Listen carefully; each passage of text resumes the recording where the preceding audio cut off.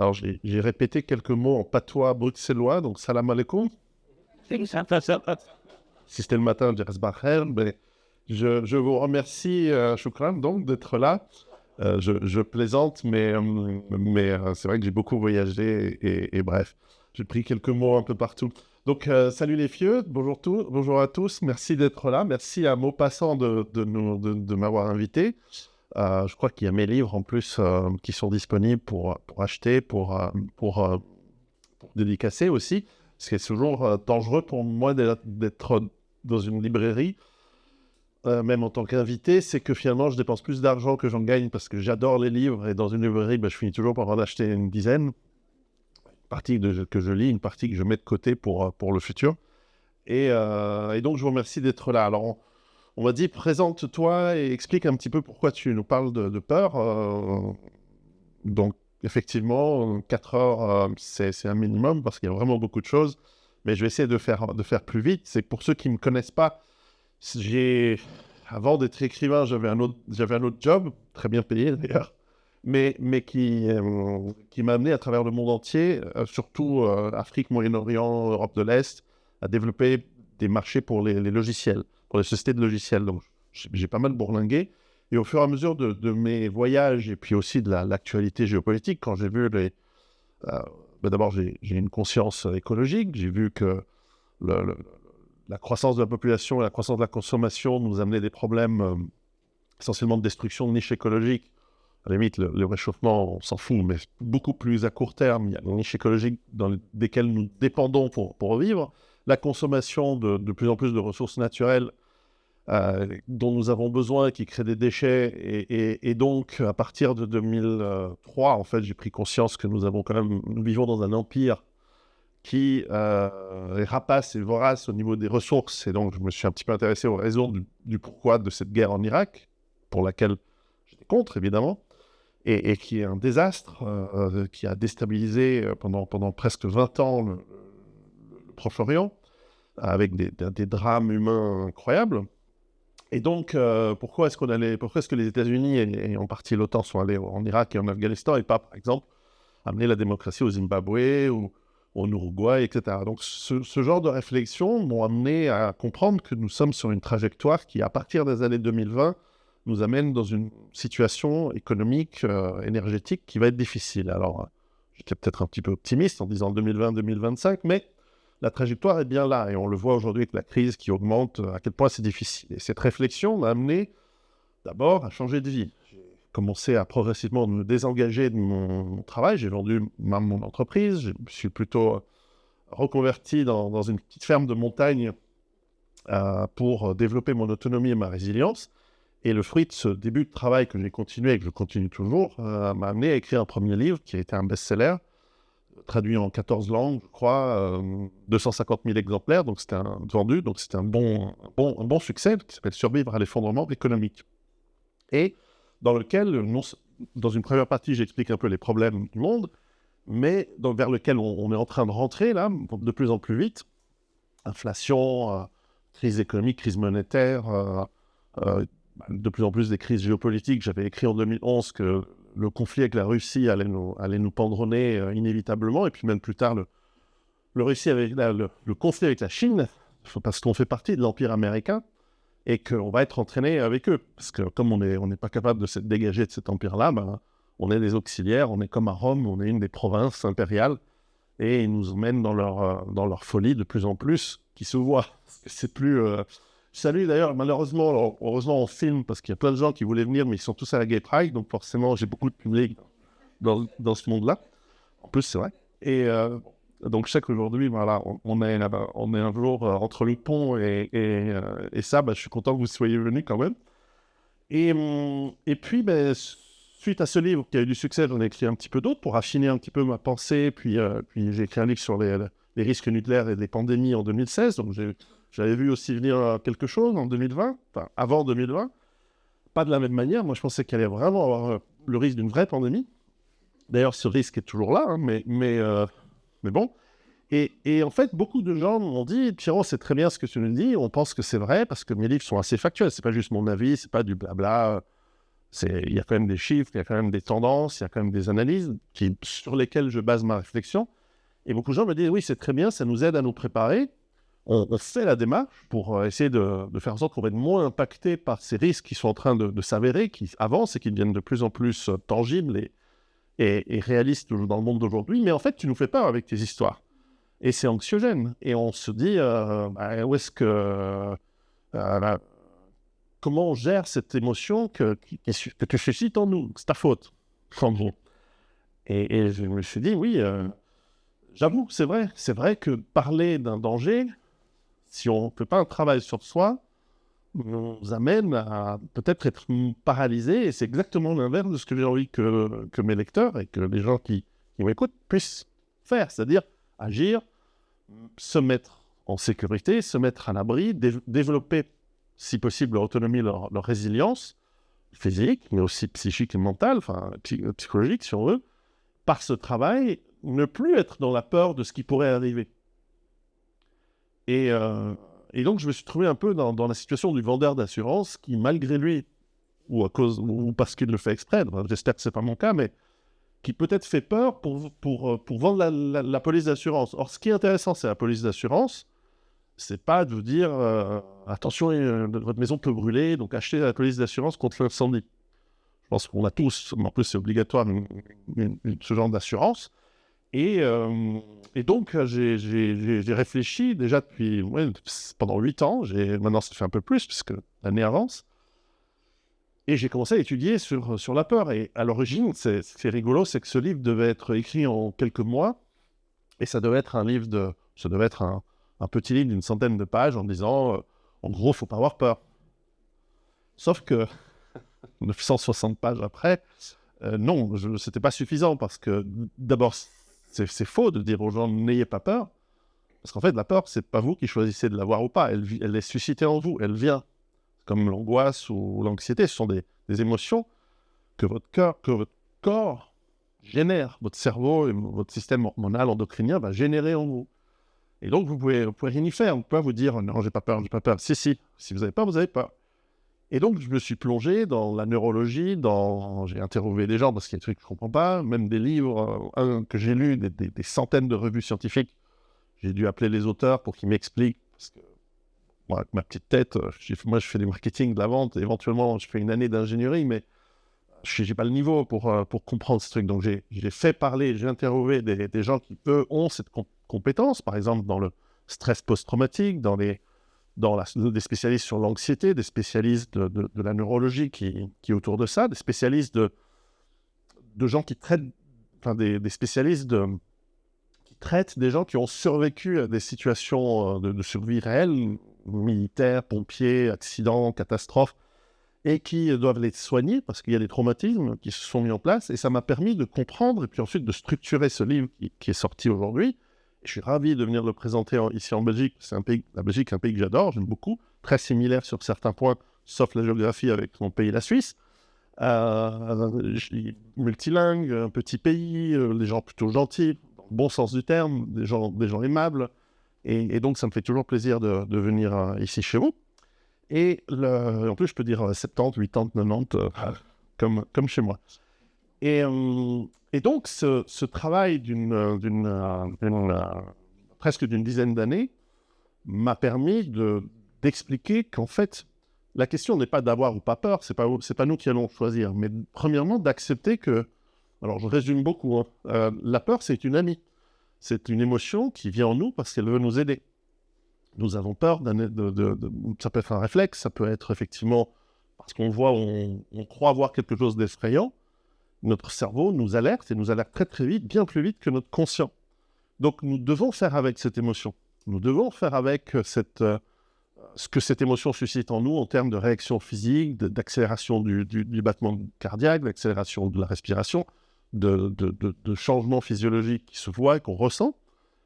Parce que c'est une alerte. Alors, est-ce que cette alerte, elle est à bon escient ou pas? Ça dépend.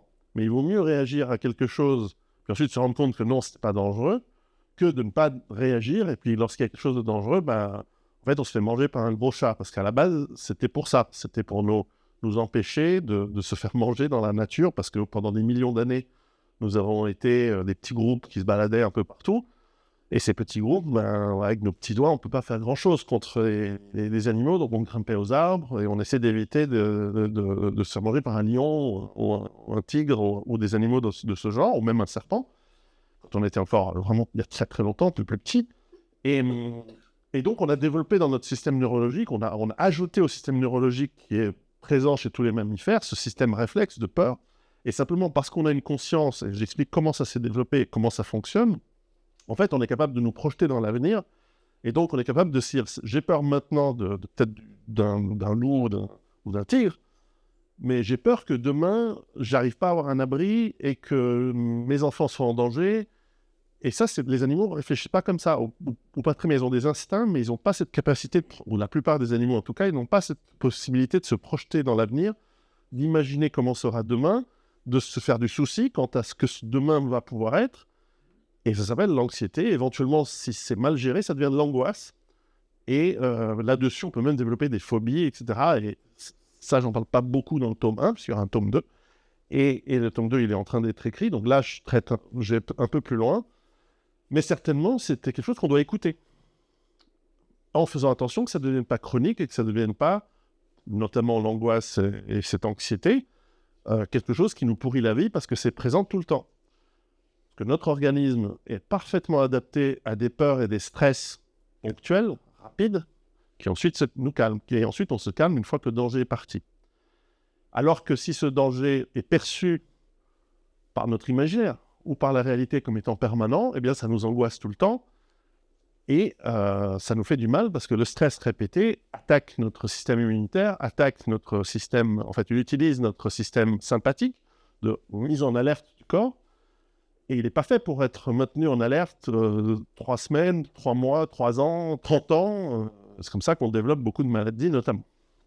Des maladies qui nous tuent parfois, le cancer, des choses comme ça. C'est lié.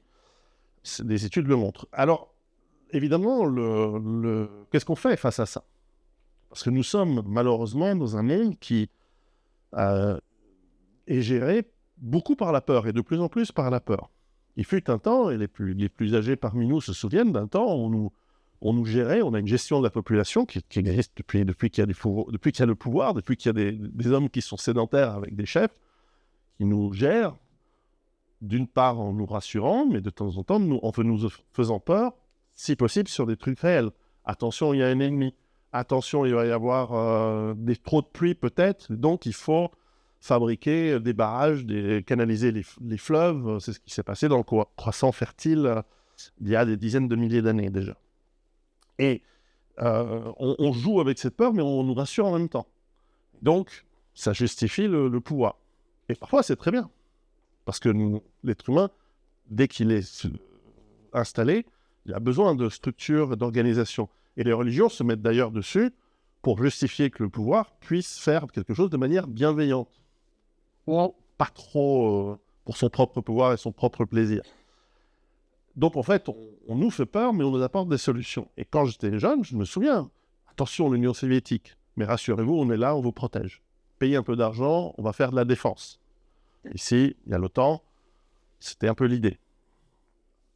On nous faisait peur sur certains trucs ponctuels. Attention, il y a trop de morts sur la route, c'est dangereux. On va changer la législation pour que les voitures soient plus sûres, on mette la ceinture, ce genre de choses. Donc on jouait avec nos peurs, mais on nous apportait des solutions. Et ce que je remarque, c'est que depuis à peu près 2000-2001, on nous fait peur avec des choses qui n'ont plus de solution. Attention, c'est le terrorisme qui fait peur. En 2001, vous vous souvenez, pour les plus... Oui, vous êtes peu de très jeunes ici, mais on s'en souvient. Attention, dès qu'il y a quelqu'un qui a une barbe, c'est dangereux.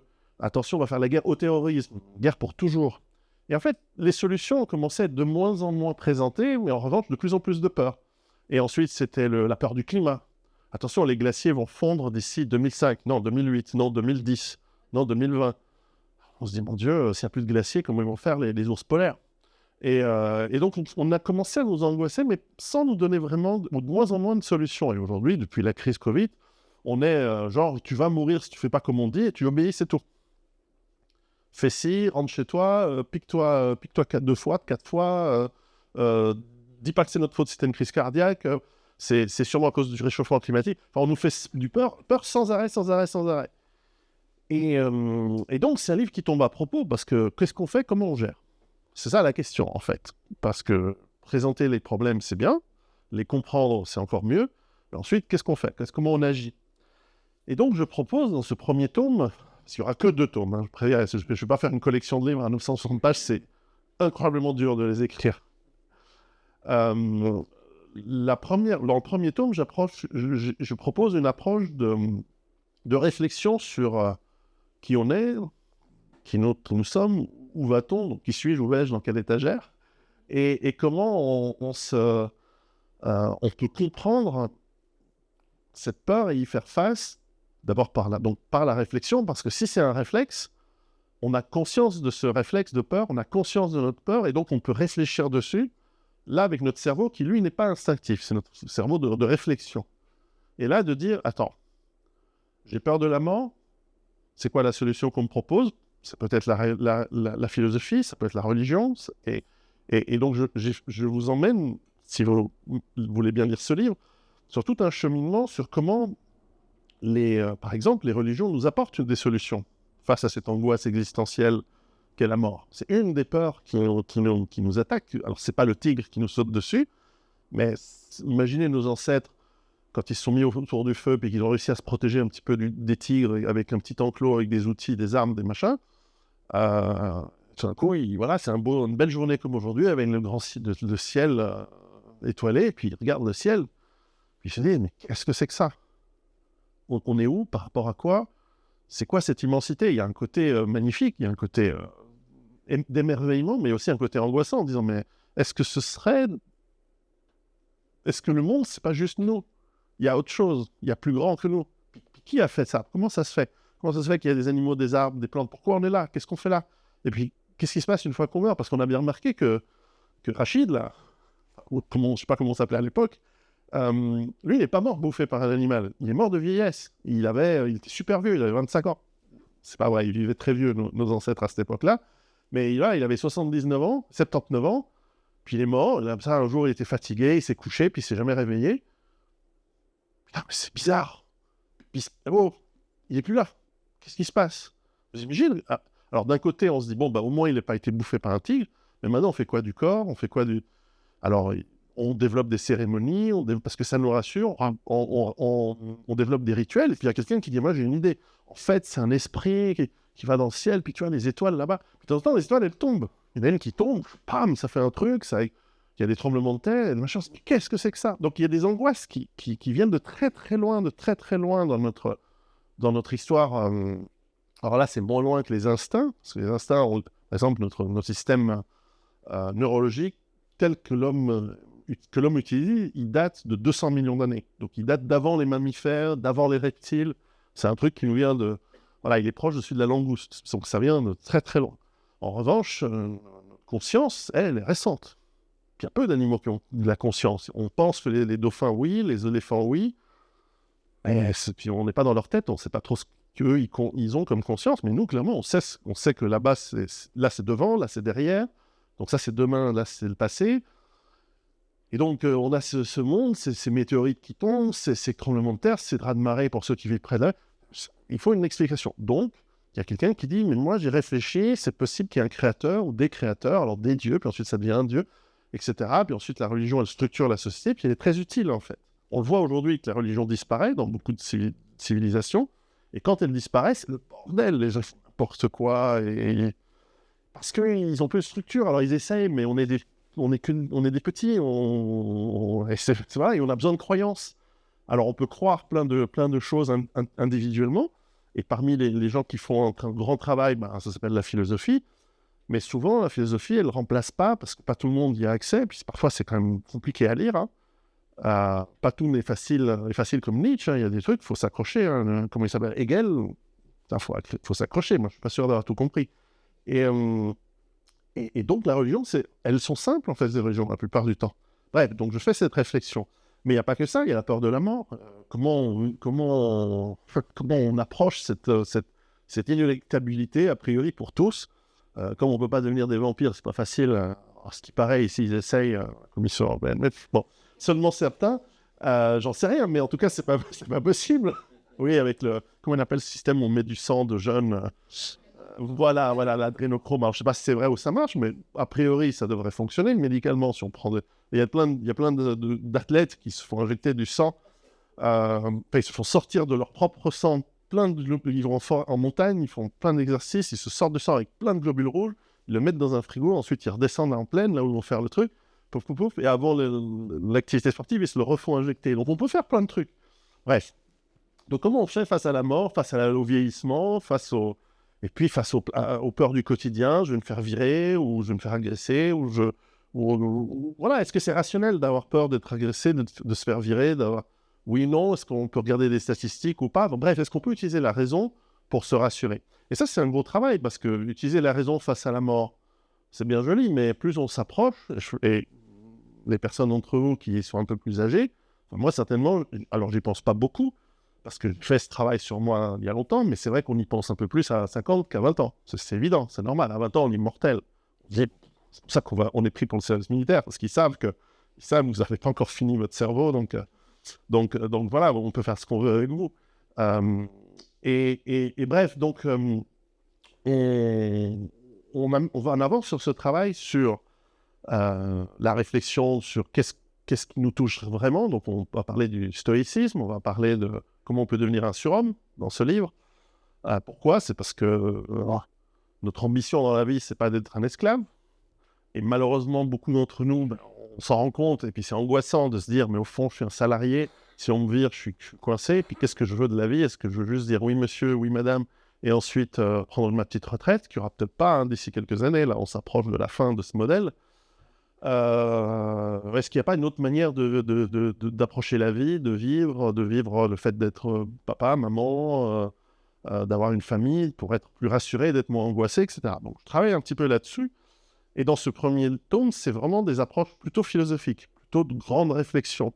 Dans le deuxième livre, on va travailler sur l'approche physique, beaucoup plus, parce que je ne peux pas tout mettre dans un même bouquin, plus dans l'approche du corps, comment le corps nous aide à travailler sur nos peurs. Alors, je ne vais pas en parler, parce que je suis en train de l'écrire, terminer en ce moment, et comme c'est près dans ma tête, j'ai envie de vous en parler, mais non, on m'a dit, non, tu parles que du tome 1, d'accord. Et puis, on va avancer sur, puisqu'on veut, j'essaie de vous expliquer, une des choses qui nous rassure le plus, c'est de savoir ce qu'on fait dans la vie et pourquoi on fait les choses que l'on fait. Parce que souvent, on a un peu peur du vide, du manque de sens, que justement, dans un monde avec pratiquement plus de religion, ce manque de sens nous fait du mal, en fait, nous crée de l'angoisse. Et il peut être remplacé alors j'ai tout un chapitre qui explique comment fonctionnent les sectes, qu'elles soient étatiques ou pas étatiques, comment ils nous manipulent, etc. Et pour savoir où on va, il faut bien sûr se comprendre, mais il faut aussi comprendre quelles sont les grandes lignes de droiture auxquelles on veut s'astreindre et qui doivent mener notre vie. Mais ça, moi, je ne peux pas vous dire « fais ceci, fais cela ». C'est vous qui devez le développer. Puisque moi, ce que je pense être bon n'est peut-être pas la même chose que vous. En revanche, je peux vous donner des pistes sur comment on réfléchit correctement pour déterminer ce qui est le bien, ce qui est le mal, comment vous allez combattre le mal, parce que dire que c'est bien, c'est mal, c'est une chose, mais après, on est des combattants. Alors, on n'est pas obligé de prendre des manches de pioche ou un AK-47. On peut combattre le mal de plein de manières, en écrivant des livres, en prenant aussi l'AK-47, mais une chose en son temps, il y a un temps pour tout, mais voilà, il y a un moment où on doit déterminer le mal, et quand vous savez que quelque chose est mauvais et que vous êtes d'accord de le combattre, moi, je me rends compte ce que ça veut dire d'être, par exemple, dans ma culture, ce serait plutôt quelqu'un qui a fait des croisades, ou dans la culture musulmane, un djihadiste. Quand vous êtes absolument certain que vous combattez le mal, mais c'est évident que vous êtes prêt à mourir, c'est évident que vous êtes plus droit. Alors, vous n'êtes pas obligé de le combattre avec violence, mais une fois que vous êtes droit dans vos bottes par rapport à ce qui est bien et ce qui est mal, et que vous vous dites, je le vis profondément en moi, pour mes enfants, pour les générations futures, mais ça vous donne une assurance, vous êtes intouchable. Alors oui, on peut vous emprisonner, on peut faire plein de trucs, mais en fait, dans votre tête, vous êtes totalement invincible. Et ça, c'était quelque chose que j'ai découvert ces dernières années, et j'explique le processus. Je vous en donne la conclusion, là, mais vous allez voir, c'est le processus qui est intéressant. Mais là, perdre son travail, ça devient des petits trucs briqués. Parce que vous êtes sûr que vous allez retrouver autre chose, vous savez ce que vous voulez faire, vous allez vous épanouir dans peut-être une autre carrière, etc. À vous de voir. Peut-être que non, vous allez simplement garder le même travail, mais simplement en ayant une approche différente. Bref, votre angoisse va être diminuée par cette réflexion. Et vous pouvez faire ça tout seul ou en famille, avec vos amis, vous pouvez réfléchir. Et dans chacun des chapitres de ce livre, évidemment, en plus des entretiens, parce que ce n'est pas que mon avis, je donne la parole à des spécialistes, je vous propose aussi des exercices qui sont essentiellement des questions, parce que moi, je ne vais pas vous faire sautiller à droite, à gauche, même dans le tome 2 où on parle de physique, je ne vais pas vous faire des exercices, quoique, là, on va plutôt, je vous pose des questions, et vous, tout seul, ou avec vos familles, vos amis, vous allez pouvoir prendre un papier, répondre, et vous forcer à réfléchir sur ces éléments. Et j'espère qu'ils ont bien choisi, je pense que oui, pour vous accompagner à d'abord des exercices qui sont des questionnements relativement simples, puis on passe à des questionnements un peu stratégiques, un peu grands, sur votre croyance, sur comment vous voyez le monde, comment vous voyez vous-même. Et petit à petit, je vous amène dans des questionnements par ces exercices qui sont de plus en plus granulaires, de plus en plus relatifs à des détails de votre vie, mais qui sont des détails importants et qui vont vous permettre, une fois que vous vous connaissez mieux, d'avoir un peu un effet « Ah, voilà ce que je crois vraiment. Voilà ce que je crois faire qui est juste. Voilà qui je suis réellement. Voilà donc ce que je veux réellement faire dans la vie. » Et quand vous avez des bonnes réponses et que vous êtes clair par rapport à tout ça, alors pour les plus jeunes, c'est difficile parce que vous avez moins d'expérience. Pour les plus âgés, vous avez plus d'expérience, mais à ce moment-là, vous aurez peut-être des regrets. Vous direz, j'aurais pas dû faire ça, j'aurais pas dû être avec cette personne, j'aurais dû faire ceci différemment, etc. Mais vous allez apprendre à gérer avec ce que vous avez, votre parcours, vos expériences. Et là, vous vous rendez compte, je crois, que votre angoisse et vos peurs vont être beaucoup moindres puisque vous savez qui vous êtes et où vous allez. Et c'est quand on est dans l'inconnu qu'on se fait manipuler, mais quelqu'un qui est sûr d'où il va, il se fait pas manipuler. Ou plus difficilement, où il va falloir être beaucoup plus malin. Et donc, par ce travail, j'espère... alors, c'est un gros livre, hein, c'est 960 pages, c'est 1,4 kg, c'est un gros livre, donc ça peut servir pour l'autodéfense. Et pas seulement intellectuel, c'est un gros livre. Donc j'espère que... voilà, et pourquoi il est gros, en fait? Pourquoi c'est un grand livre? C'est parce que je disais, au début, ça devait être un truc de 75-100 pages. Et je pensais même le faire gratuit en PDF, puis faire une conférence autour, et puis voilà. Mais en fait, je pouvais pas. Au début, j'avais pensé même le faire avec un thérapeute, qui était un peu là-dessus. Puis en fait, j'ai dit, bon, laisse tomber, je vais le faire tout seul. Mais je peux pas me moquer de mes lecteurs. Je suis obligé de faire un truc sérieux avec de la recherche. Et c'est pas du blabla en disant, je pense qu'il faut ci, il faut ça. Non, non. Il faut écouter des spécialistes, parfois rendre plus simple la partie scientifique, ou même des concepts philosophiques qui sont parfois un peu compliqués, les rendre très simples. Et donc, par exemple, l'impératif catégorique de Kant, il faut un peu le simplifier pour qu'on le comprenne facilement. C'est pas un des trucs les plus durs en philosophie, mais voilà, il faut l'expliquer comment ça s'applique à nous, comment ça s'applique par rapport à notre empathie, par rapport à... Après, je propose, par exemple, une approche c'est pas une approche de non-violence, mais c'est une approche de non-initiation de la violence, par exemple. Et quand on met cet impératif catégorique, qui est en gros une forme d'universalisme, la non-initiation de la violence, qui n'implique pas la non-violence, il y a une différence de nuance, et l'empathie, finalement, on arrive à un principe on en arrive par un gros raisonnement philosophique à ne fais pas aux autres ce que tu veux pas qu'on te fasse. Et éventuellement, fais aux autres ce que eux ils voudraient te faire. Ce qui peut être intéressant quand il faut combattre le mal.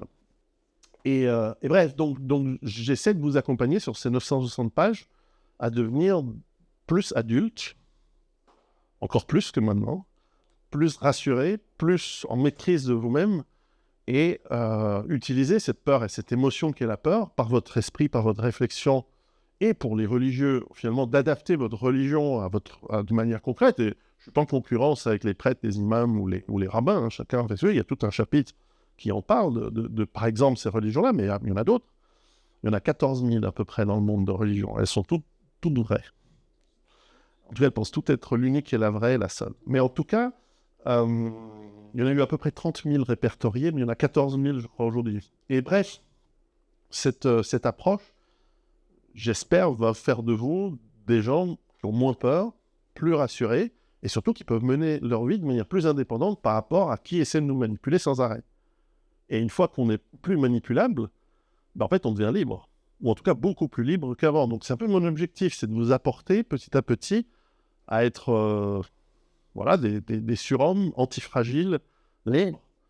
Et c'est pour ça qu'il faut de la matière. Je ne peux pas juste vous dire, vas-y, fais ça, faut qu'il y a qu'à. Non, il y a vraiment du travail, et ce travail, il doit passer par de la compréhension, et cette compréhension doit passer par pas mal de concepts qui doivent être tous ensemble. On m'a dit tout à l'heure, tu aurais dû faire 8 livres, 8 petits livres, chacun à 8 euros ou 10 euros, tu aurais fait 2 fois le chiffre d'affaires et tout. Je dis oui, mais après, si on en manque un, il faut passer par ce cheminement-là. Et tous ceux qui l'ont lu, j'ai été ravi de voir que ça plaît bien. Donc voilà, pour cette courte présentation. En revanche, je suis sûr que vous avez plein de questions. Et donc, j'ai fait combien de temps? Une demi-heure? 35 minutes. 35 minutes, j'étais beaucoup plus court que d'habitude. En revanche, je peux être très bavard. Donc, avec vos questions, on peut aller très loin. Puis, on a toute la soirée, visiblement. Donc, je serais ravi de parler avec vous. Oui, bonsoir. Alors, il me semble, peut-être que je me trompe, je vais le présenter pas sous forme de question, mais c'en est une. Est-ce qu'on ne met pas plusieurs choses dans le même panier appelé peur, alors qu'il s'agit, par exemple, pour les animaux, ils n'ont pas peur du danger, ils savent le danger. Ils savent que le lion, c'est dangereux.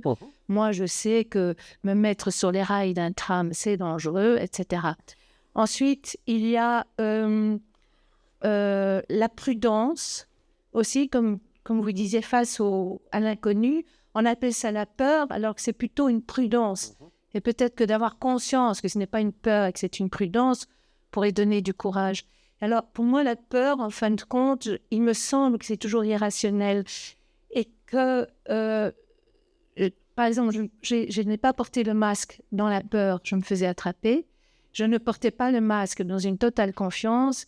Dans des situations où tout le monde se faisait attraper, je ne me faisais pas attraper. Donc, ça vient d'où? Alors, peur, trouille, ch'touille, crainte, terreur, il y a des nuances, il y a des variantes. Heureusement qu'on a une langue riche qui nous permet de nommer cette émotion en fonction de ses différents degrés, en fonction de ses différentes différentes puissances, puisqu'elles il y a beaucoup de sortes de peurs que l'on ressent en fonction de ce qui est connu ou pas. Mais ce qui est intéressant, c'est que c'est pas tout à fait exact par rapport à ce qui est connu, puisque par exemple, nous avons des cas où nous sursautons sur des... par exemple, je cite cet exemple qui est celui de Joseph Ledoux, un neurologue que j'ai interviewé, qui a un exemple qui est devenu très connu parce que c'est un des neurologues les plus on va dire, les plus estimés aujourd'hui, spécialistes de l'anxiété. Eh bien, vous marchez dans le gazon, et puis tout d'un coup, vous sursautez, vous faites un bond en arrière d'1 mètre, et puis là, vous voyez un truc qui serpente dans le jardin, dans l'herbe. Votre cerveau, il a vu un serpent bien avant vous. Et votre cerveau a ordonné à votre corps de réagir. C'est savoir que le serpent est dangereux. Et votre cerveau, lui, il sait que le serpent est dangereux parce que ça fait à peu près 60 millions d'années que nous et nos ancêtres, on se fait manger par des serpents. Surtout quand on était tout petits, des petits singes, etc. Et que de toute façon, si on se fait mordre par un serpent, on a de fortes chances de mourir. Donc, on a assimilé au niveau instinctif, c'est au niveau du réflexe, alors que vous n'avez pas conscience d'avoir vu quelque chose. Et d'ailleurs, si ça se trouve, c'était pas un serpent, c'était un morceau de tuyau d'arrosage qui était dans l'herbe. Donc, vous avez réagi pour rien, mais vaut mieux. Et vous l'avez fait avant même d'avoir conscience de quoi que ce soit. Lorsque l'on nous fait peur, on fait souvent peur, on joue sur du subliminal, sur des choses qui ne sont pas conscientes.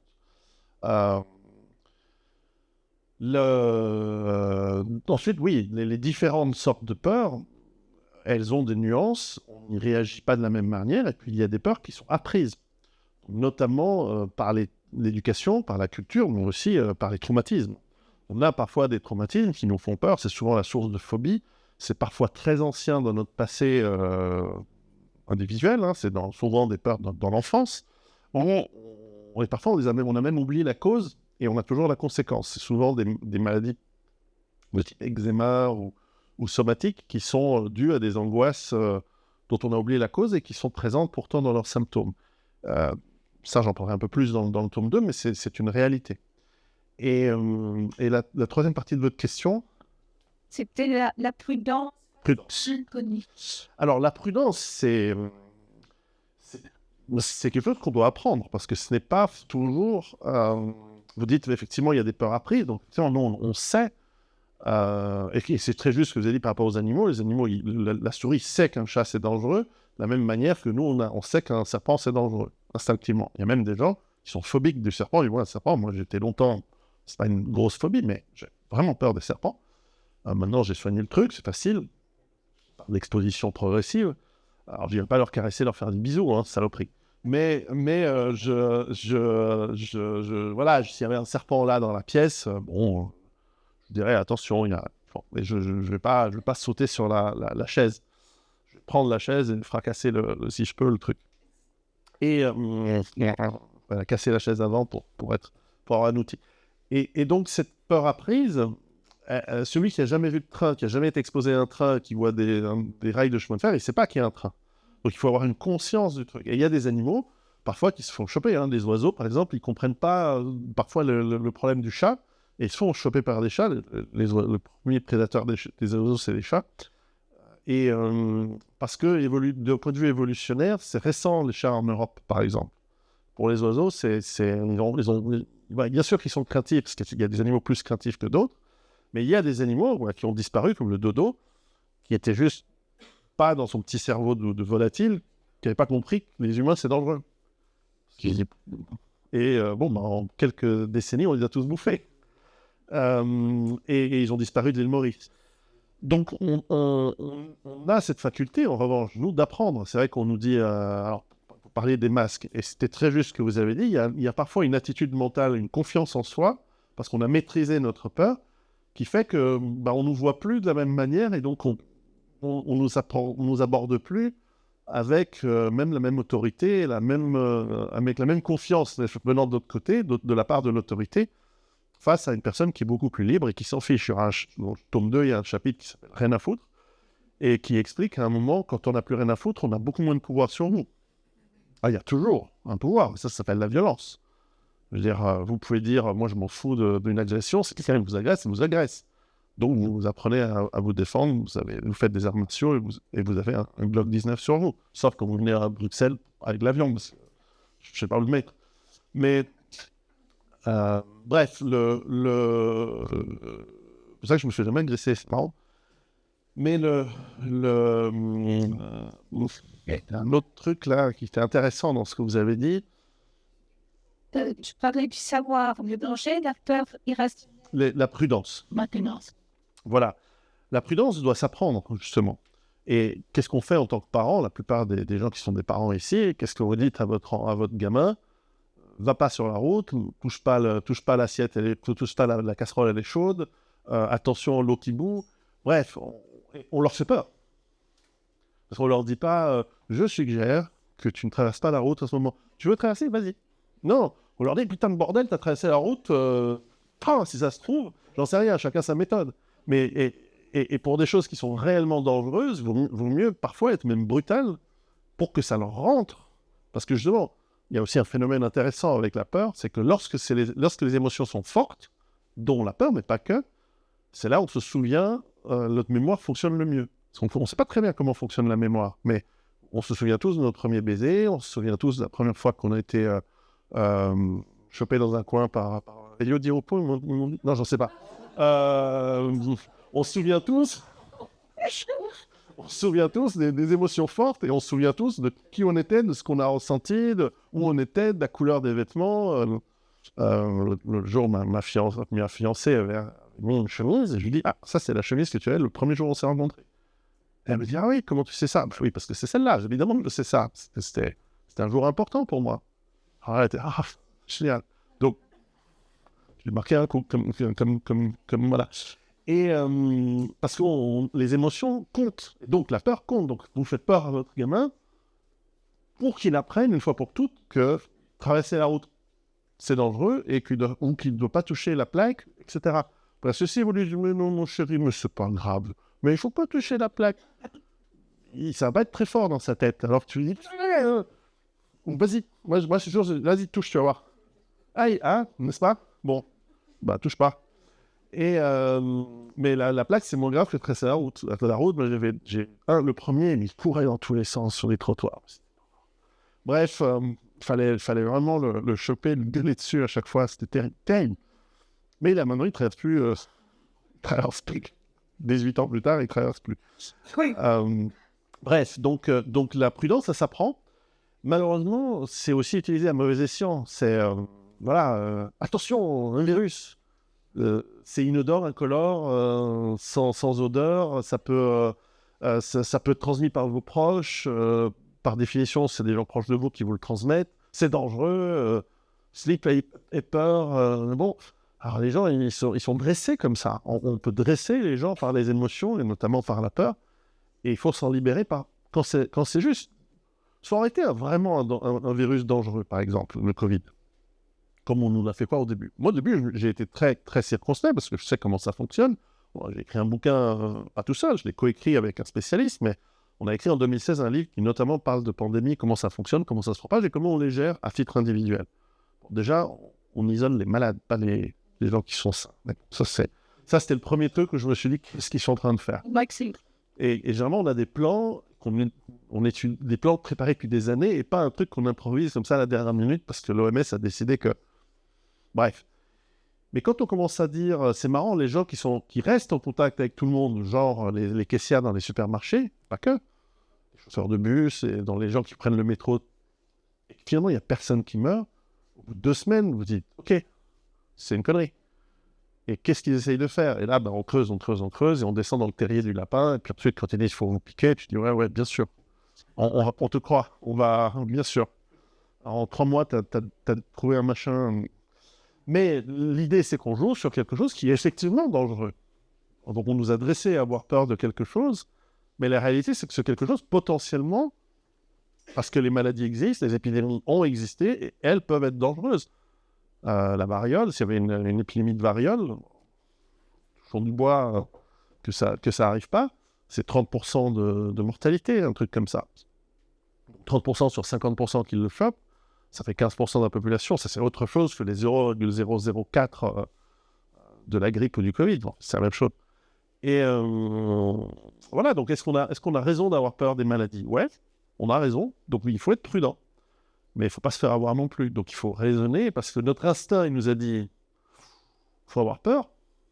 Mais notre raison, au bout d'un moment, si on a la bonne capacité de réflexion, et c'est ça que j'essaye d'expliquer, comment avoir la bonne capacité de réflexion, elle va nous dire, oui, la prudence c'est bien, mais là en l'occurrence, c'est bullshit. Donc non. Mais ça se travaille, ça s'apprend. Donc la prudence, c'est quelque chose qui s'apprend. Après, il y a l'âge aussi, l'expérience. C'est vrai que quand on est jeune, on fonce, on fait plein de trucs. Puis avec l'âge, je dis, oui, là, non, ta proposition d'investissement, je la sens pas, je vais pas investir, à raison ou à tort, et ainsi de suite. Et ça vaut pour toutes les choses de la vie. Ça peut être financier, ça peut être émotionnel. Quoi qu'il y a des gens qui se remarient une deuxième fois, donc il faut croire qu'on n'apprend pas des... mais des fois, c'est bien, hein, donc voilà. Bref, d'autres questions? Oui. Oui, bonsoir. L'humain et l'homme est très dans l'émotionnel et pas nécessairement dans le rationnel. Si on était plus dans le rationnel, effectivement, il y aurait peut-être moins d'emprise. La question est que depuis qu'on est tout petit, pour rebondir ce qui a été dit, c'est que on nous apprend par les parents, dès qu'un enfant tombe, les parents soit paniquent, soit essayent de dire c'est pas grave. L'école, vos drills aussi. C'est-à-dire que tout au long de la vie de l'humain, on fixe des règles, et tu ne peux pas, et si tu sors de la règle, ça ne va pas, et puis ensuite le boulot. Et donc toute la vie est conditionnée par ce système qui a été mis en place pour avoir une camisole mentale. Et donc effectivement, tout au long de votre vie, on vous dit que si vous sortez de cette camisole, ça peut très mal se passer pour vous.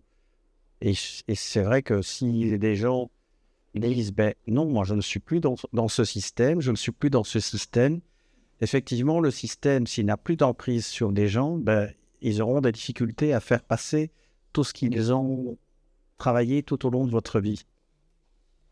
La question étant?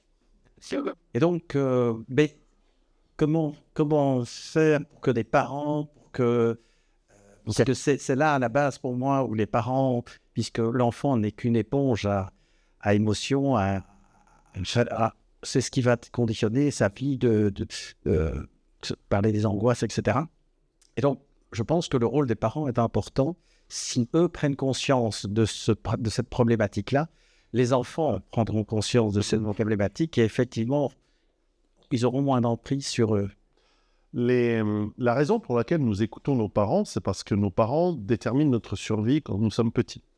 Parce que sans eux, on crève, on meurt. C'est-à-dire que sans notre maman qui nous donne le sein, sans éventuellement le biberon, sans notre famille qui nous protège, dans l'essentiel, dans l'immense majorité des cas, ça marche, eh bien nous sommes dans un danger très grand parce que nous naissons prématurés, nous avons besoin de 3-4 ans avant d'être un petit peu autonomes, et encore, on a encore besoin qu'on cuisine pour nous, tout ça. Et donc, on nous protège, qu'on nous vêtisse, on n'est pas comme un cheval qui, au bout de 20 minutes, commence à être droit sur ses pattes et courir et téter. Non, on a besoin de... Voilà, dans la nature, on fait un gamin, on le laisse là, on dit bon, on se revoit dans 2 heures. Non, ça marche pas. Il va être bouffé dans 2 heures et puis il va mourir de froid si ça se trouve.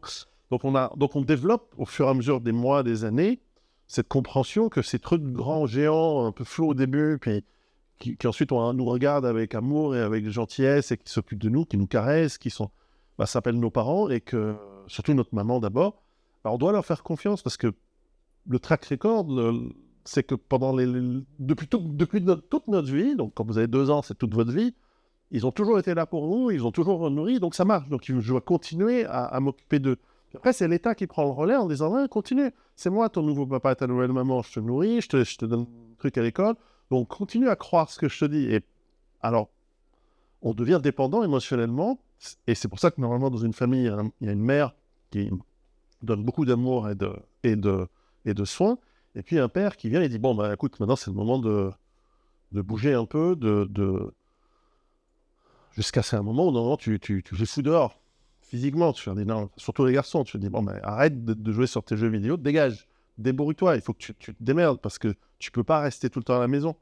Donc, vers l'âge de 10 ans, 12 ans, les Spartiates, ils envoyaient les gamins dehors, pareil dans d'autres cultures, dans d'autres mondes, pour aller, je sais pas, chasser un loup, enfin, faire des trucs de gamins, quoi, des trucs bien. Je sais pas, ramène un lion avec tes copains, montre que tu es capable de servir dans la tribu, parce que ça suffit d'être avec ta maman. Et ça fait un peu ce rite de passage, il va progresser, il va en avoir plusieurs. Et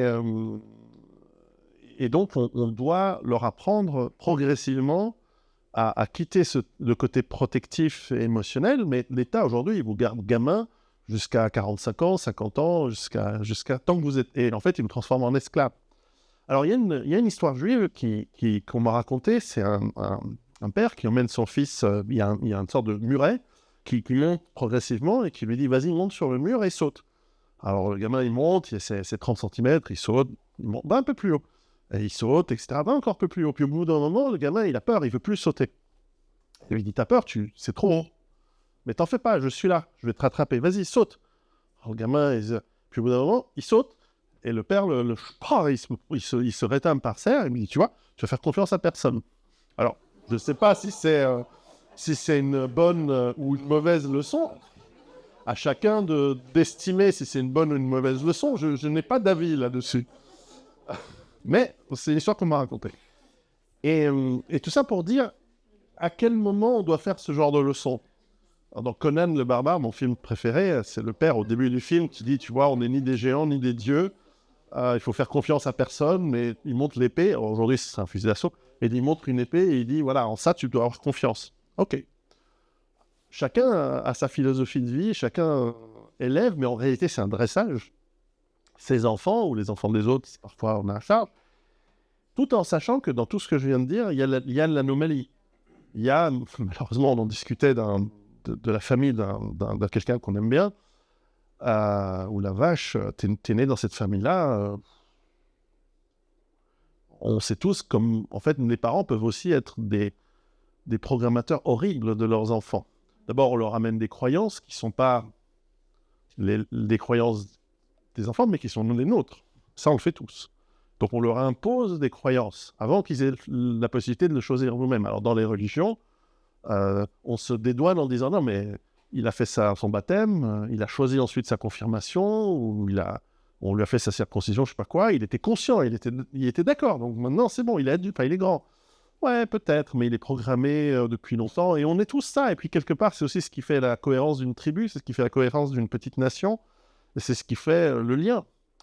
Mais est-ce que c'est sain ou pas? Ça dépend, c'est un peu le muret. Est-ce que vous avez envie de donner comme message que vas-y, tu peux me faire confiance parce que en Italie, ça existe, ce truc ne marcherait pas. En Italie, on te dit non, mais si c'est quelqu'un d'autre, tu ne fais pas confiance, mais nous, la famille, tu peux faire confiance à la famille parce que c'est le lien du sang. Donc nous, on va te rattraper. Moi, j'ai plutôt tendance à dire ça à mes enfants. La famille, tu peux faire confiance jusqu'à preuve du contraire, mais les autres, vérifie avant. Vérifie aussi la taille du muret. Mais bon, alors après que ce soit une histoire une histoire juive, je ne sais pas si c'est un rapport avec la culture ou la religion. En fait, je ne vois pas. Mais il se trouve que c'est comme ça qu'on me l'a raconté. Et donc, ces parents, ça peut aussi être traumatisant. On a tous des petits traumatismes avec nos parents. Ils ont tous fait des trucs excessifs à par moment. Alors, dans les vieilles générations, c'était trop de violence. C'était clairement des éducations. Alors, comment ça s'est passé à l'école? Ouais, je sais pas. Tu m'appelles monsieur d'abord. Ok, il y a eu ça existait. Aujourd'hui, non, mais ça existait. Il y a eu des excès, il y a eu des trucs trop traumatisants dans certaines générations. C'est pas que les croyances, il y a aussi le comportement intra-individuel qui, dans certaines... Et puis parfois, c'est trop de laxisme. Ça aussi, ça fait du mal. Aujourd'hui, c'est le problème des enfants à partir de ma génération et plus jeune, où ça a été tout le monde gagne, vous avez un prix de participation. Et après, il y a des gens qui disent non, mais le fait d'être concurrentiel, où il faut être le numéro 1, moi, j'avais un père qui venait, je dis alors cette année, t'étais combien de temps? J'étais premier de classe. Ouais, franchement, t'aurais pu faire mieux. Au bout d'un moment, ça devient... Au bout d'un moment, on a envie de... Voilà, alors moi, je n'osais pas parce il avait le même physique que moi, mais encore plus costaud. Enfin, pas en poids, il était plutôt maigre, mais il était imposant. Et donc je ne pouvais pas dire destroy, punk, machin. Non, c'était pas possible. Et c'était chiant parce qu'en fait, on ne pouvait jamais le satisfaire, par exemple. Alors, je règle mes comptes maintenant qu'il est mort. Non, mais il était aussi génial sur plein de trucs. Mais voilà, parfois, on fait des erreurs. Donc, la leçon, c'est pas de dire lui méchant, lui gentil. La leçon, c'est de dire est-ce qu'on est conscient de ce que nous, on fait par rapport à nos enfants et qu'est-ce qu'on leur apprend? Par exemple, moi, j'essaie de pas les influencer, mais je leur dis réfléchissez par vous-même. Moralité, ce qu'ils pensent du 11 septembre, des trucs. Moi, je dis c'est marrant, je t'ai jamais parlé du 11 septembre. Donc, t'as fait ça tout ça avec tes copains. Ouais, machin, en tout... le Epstein, tout ça, c'est lié, etc. Bon, bah, t'as trouvé ça tout seul, c'est bien. J'ai pas eu besoin de... Bon, bah, ok. Après, je leur fais des cours d'histoire pour les amener à voir la vraie histoire du monde et pas on est tous des méchants nazis et tous les autres, c'est des gentils. Attends. Bref, quand je dis nous, c'est les Européens. Tous des nazis. Bref. D'autres questions? Oui. Vous avez parlé de la gestion de la peur au niveau psychologique individuel, c'est très bien. Mais il y a même la gestion au niveau des masses des peuples qui est très difficile. Et je crois que l'expérience Covid nous a ouvert les yeux. Question. En 2016, vous avez dit que vous avez commencé à écrire un livre sur l'épidémie et compagnie. Ouais. Quels étaient les signes qui nous ont amenés à parler de ça? Sur quelle base? Parce que c'est intéressant de connaître ça. Et en raison du fait que la gestion de la peur est devenue actuellement, on a compris, de plus en plus on comprend, un outil de gestion, d'imposition de ce qu'on souhaite faire au niveau plus élevé. Quelles sont les perspectives? Quelle est votre idée par rapport à ça? On va vers point. Ok. Difficile, mais... Non, mais... Alors, je crois... La source... Alors, il y a la petite histoire et ensuite, il y a l'histoire fondamentale. La première histoire, c'est que lorsque j'ai sorti mon premier livre sur l'Henrique, j'avais mentionné, comme ça, au détour d'un paragraphe, qu'en plus de tout le reste des problèmes économiques, si en plus il devait y avoir, par exemple, une pandémie ou un accident nucléaire, voire une guerre nucléaire, ça n'aiderait pas une économie à aller bien. Donc forcément, ça allait s'ajouter. Mais c'était vraiment très anecdotique. Et j'avais donné 2-3... Alors c'était dans le deuxième bouquin, dans Rue Barbare, où on était allé un petit peu plus loin en disant, voilà, s'il devait y avoir un problème de radiation, etc., avoir un dosimètre, c'est bien, etc. Et puis j'ai quelqu'un qui m'a contacté en disant, voilà, je suis un tel, je suis responsable au GIGN, donc le groupe d'intervention de la gendarmerie nationale en France, sur la partie protection nucléaire, radiologique, biologique, chimique. Je viens de quitter pour un nouveau job, mais maintenant que je peux faire aussi des choses à l'extérieur de mon travail, en fait, j'ai trouvé que tu avais fait quelques erreurs dans ce que tu as dit. C'est pas tout à fait un dosimètre qu'il faut, ce serait ci, ce serait ça. Voilà, c'est pas des... Aujourd'hui, on n'utilise pas la mesure est une autre que celle que tu as écrite dans ton livre. C'est des microsieverts, c'est pas... Ah, d'accord, etc. Puis moi, comme je suis un type ouvert d'esprit, je dis, mais écoute, écrivons un livre ensemble. Et on a fait ce livre qui s'appelle LRBC. Et dans la partie biologique, qui inclut le risque pandémique, évidemment, parce que ça reste de la biologie, même si on l'a fait en laboratoire, pas. Mais en tout cas, parce que les maladies naturelles, ça existe, mais le laboratoire aussi, et de plus en plus. Eh bien, ce qui m'avait beaucoup marqué, c'était cet exercice qui s'appelait Dark Winter, donc hiver sombre, hiver noir, hiver sombre, je pense que c'est comme ça qu'on traduirait juste, qui a eu lieu, sauf erreur, alors, je ne sais plus si c'était juste avant le 11 septembre ou juste après. Est-ce que c'était en 99 ou 2000, en 2000 peut-être, ou 2002. Mais je pense que c'était 2000.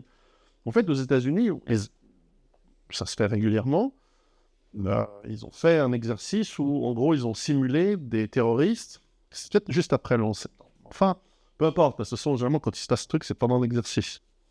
Mais ils ont imaginons des terroristes qui ont de la variole et qui la propagent à partir d'un centre commercial.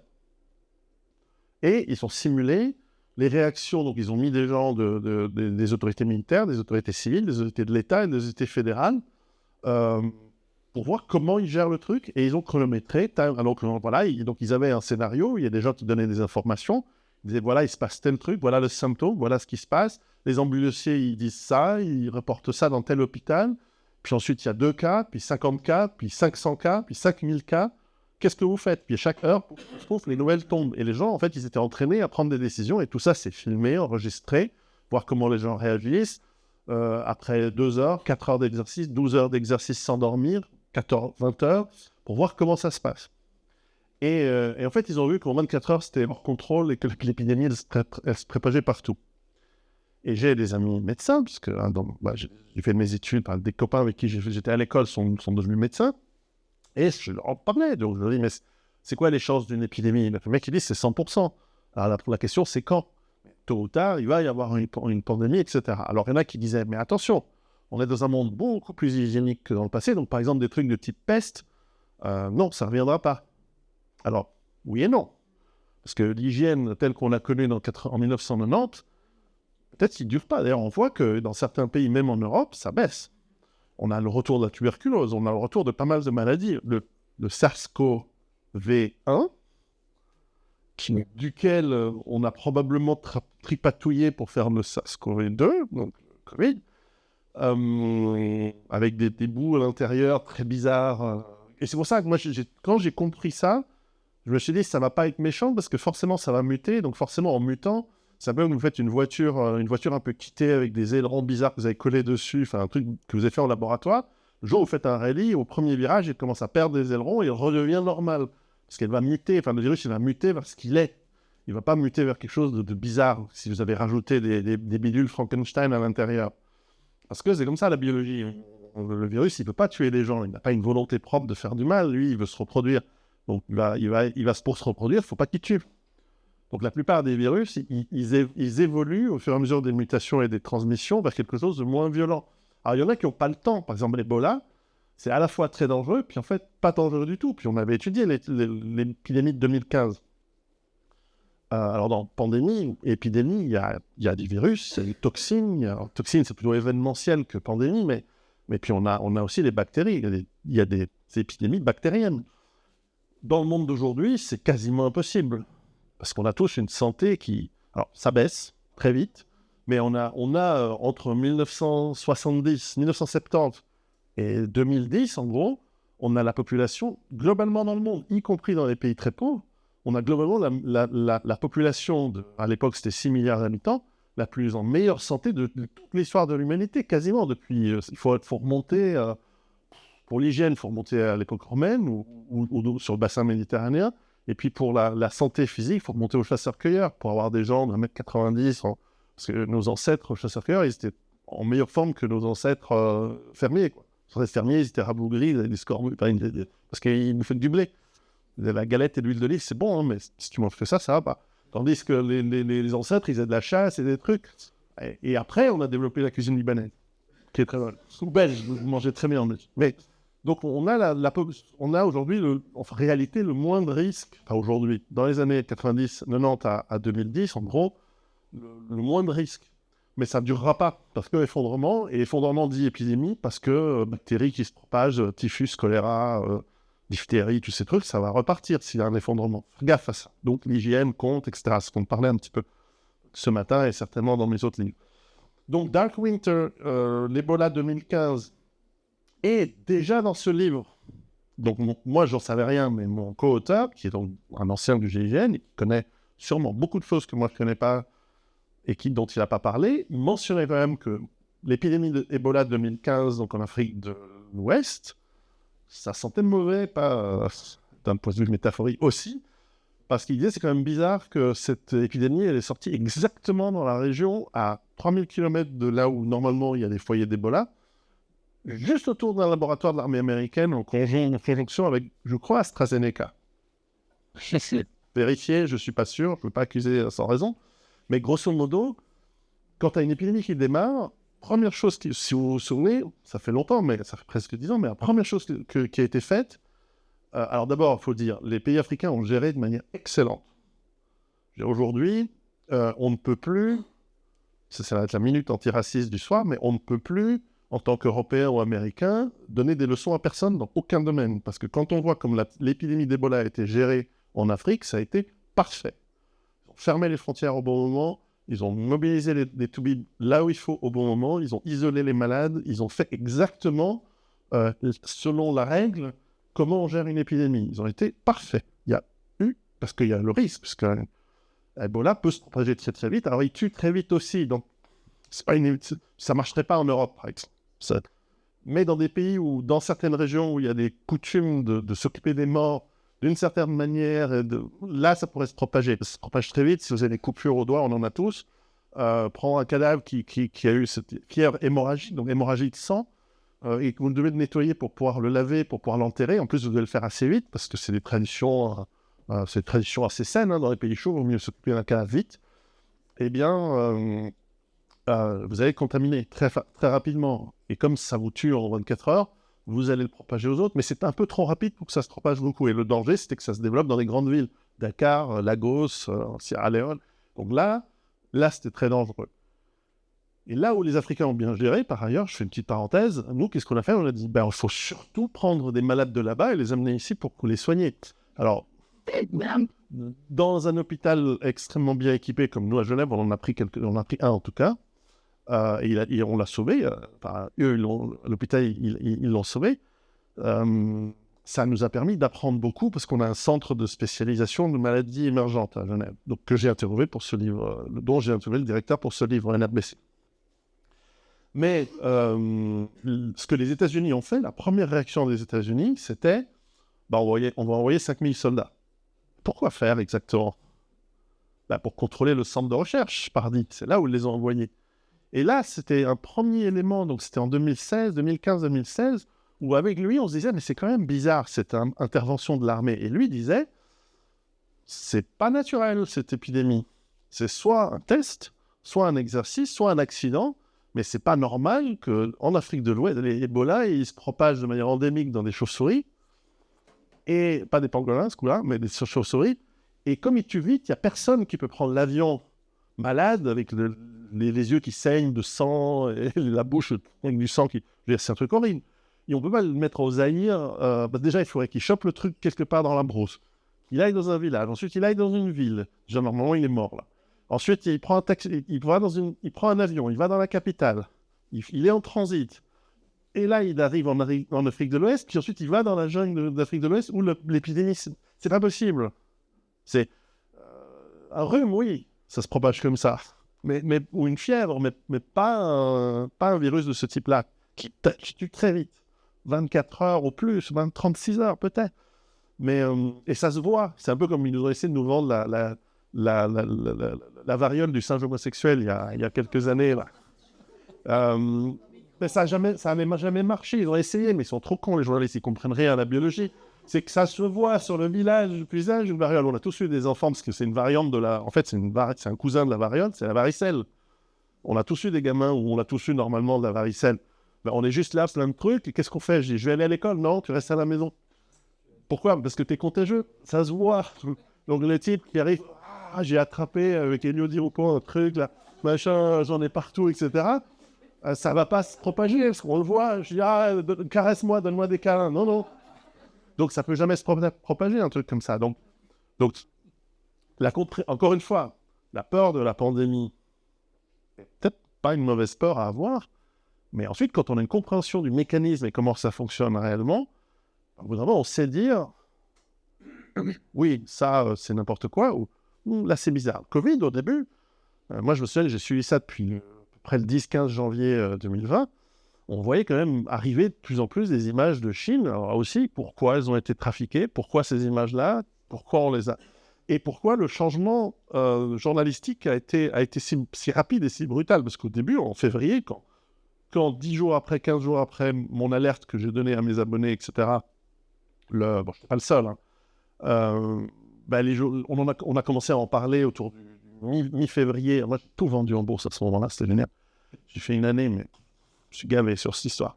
Et donc, j'avais dit... là, les journalistes disaient, mais non, c'est rien, il ne faut pas fermer les aéroports, etc. Et les images correspondaient à un truc violent. Et je disais, mais il y a un truc qui ne joue pas, ça ne colle pas. Alors, soit ils ont tout fait pour que ça se propage. C'est possible. Ça, probablement, les indices montrent que c'est le cas. Mais ensuite, ils ont fait n'importe quoi dans la gestion. Donc, est-ce que c'est fait aussi pour que ça se propage? Alors, avait-il l'espoir que ça tue des gens? Oui. Probable. Mais ça n'a pas tué beaucoup de gens. Les gens qui ont été tués, ils ont été assassinés en réalité. Je vois en Italie, moi, je n'ai pas peur de le dire, et les gens intubés avec du relaxant musculaire, etc. Moi, ce que je ne comprends pas, c'est qu'un médecin, normalement, primo non nocere, comme on dit, un médecin, normalement, ne tue pas les gens. Même pour de l'argent. Et là, ils ont quand même fourgué des médicaments. Moi, je ne suis pas médecin, je n'ai pas fait d'études de médecine, je suis vraiment un néophyte, je peux comprendre. Mais moi, on me dit, je comprends, si tu intubes quelqu'un et que tu lui donnes du relaxant musculaire, tu l'intubes plus facilement. Mais s'il a une maladie pulmonaire qui nécessite de l'expectoration et de la toux, et que tu prends un relaxant musculaire, tu ne vas pas expectorer, et donc tu vas noyer tes poumons dans du mucus et des sécrétions, etc. Donc, tu essaies de faire quoi au juste? Tu intubes un truc, et en intubant, tu vas le tuer. Et non plus l'expérience maintenant, parce que la quatrième année... Ça aussi, c'est... On a dit pas pendant des heures et des heures sans de scène. C'est ce que me disait ma grand-mère quand j'étais petit. Elle me disait, mais va pas à l'hôpital, il y a que des gens malades. D'autres questions? Oui, bonjour Pierrot. Voilà, suite donc à la période Covid, donc on nous a baladé médiatiquement pendant plus de 2 ans. Je veux savoir ce que tu pensais au niveau de la gestion de nos dirigeants par ce problème. Est-ce que c'est de l'incompétence, ou est-ce que c'est un dressage volontaire des populations, ou alors est-ce que c'est juste pour faire des fric, pour faire monter les actions en bourse? Ou les trois ensemble. Ou les trois ensemble. Les trois sont pas exclusifs, d'autant que l'homme politique ou la femme politique. Alors vous, en Belgique, vous avez été très fort, parce qu'il y en a un qui l'a avoué, c'est bien. Moi, je trouvais Julie Chapeau. Il y avait un ministre chez vous qui a dit oui, en fait, on a fait peur aux gens, parce que sinon, ils n'allaient pas obéir. Enfin, je dis, voilà, de la sincérité, de l'honnêteté, franchement, merci. C'était votre ministre, je crois, de la médecine. Ouais, c'est-à-dire que c'est compliqué parce qu'on en a 9. C'était pas la dame qui avait l'air super en bonne santé, là. C'était un autre. Ouais, c'est Monsieur Vandenbroek. Oui, non. Quant à la gestion, parce que j'ai pas en fait, j'ai pas répondu complètement à la question tout à l'heure, mais c'est lié à la vôtre. Quant à la gestion des masses par la peur, bien sûr qu'elle se fait. Encore une fois, c'est vieux comme... À l'époque, on nous faisait peur. Là, il y a l'ennemi extérieur. Des fois, on nous disait qu'il y a l'ennemi intérieur. De temps en temps, on nous met une piqûre en nous envoyant des tueurs du Wallon-Brabant, là. Comme chez nous en Italie, on nous avait envoyé les brigades rouges. Alors maintenant, pour les brigades rouges, on sait comment, qui, pourquoi. Ça a été éclaté. Merci à un Suisse, là, comment il s'appelle, Gans, Bruno. Bref, il avait écrit ce livre qui expliquait qu'en fait, c'est l'OTAN, et en Italie en l'occurrence, c'est les services secrets américains et italiens ensemble qui sont allés chercher à la fois des gamins un peu starbés d'extrême gauche, mais aussi des mecs d'extrême droite. Ils ont mis un peu de mafia avec, parce que la mafia elle était dans leur poche dans les années 70, enfin depuis 1943, la mafia est dans la poche des États-Unis, en Italie en tout cas. Avant, elle était aussi dans la poche en Amérique, pour pouvoir débarquer en Sicile, etc. Alors là, en l'occurrence, sauf erreur, c'était la mafia de Rome qui avait géré les mecs d'extrême droite. Il y avait un très bon film italien qui a été, ça était génial. Des fois, on se demande comment le cinéma peut sortir des trucs et que la population regarde comme un divertissement, alors qu'en réalité, c'est scandale. Enfin, ça relève ce qui s'est vraiment passé. Il y avait la Meglio Gioventù qui en parlait un tout petit peu, et il y en avait un autre, c'était Romanzo Criminale, qui était un film extraordinaire sur comment la mafia romaine, parce qu'il y en a aussi à Rome, endémique de Rome, dans les quartiers de Suburra et de Ostia, qui avait manipulé, alors là, en l'occurrence des gens de l'extrême droite, pour faire l'attentat de la gare de Bologne. Je crois que c'était 280 morts, enfin un gros attentat en 1970. 80. Et l'année où Mitterrand a été élu, coïncidence. Non. Bon, bref, en tout cas, l'extrême gauche a été manipulée, elle l'est toujours. Sauf qu'à l'époque, c'était très violent parce que les populations, elles étaient aussi enfin, je veux dire, les gens qui avaient 40 ans en 1970, c'était des gens qui avaient vécu la guerre. Donc, tu peux pas les avoir comme ça avec ouh là là, il y a une pandémie. Non, il fallait vraiment des vrais trucs. Donc, des attentats, les brigades rouges, c'était c'est comme la Rote-Armee Fraktion en Allemagne, etc. C'était des kidnappings, des rançons, des assassinats, et de gens, voilà, assez haut placés. Il y avait un général de l'OTAN qui s'était fait kidnapper en Italie par les brigades rouges. Il y avait le Premier ministre. Il y allait kidnapper le Premier ministre, le foutre dans le coffre d'une bagnole, l'embarquer, le torturer, le mettre à... C'est un truc de dingue. Et en fait, on se rend compte que, c'était pas des étudiants tout seuls, ils avaient la logistique et le truc derrière, et alors eux-mêmes s'en sont-ils rendus compte. Mais en tout cas, ils ont été manipulés par les services secrets, c'est ce qu'on appelle la stratégie de l'attention.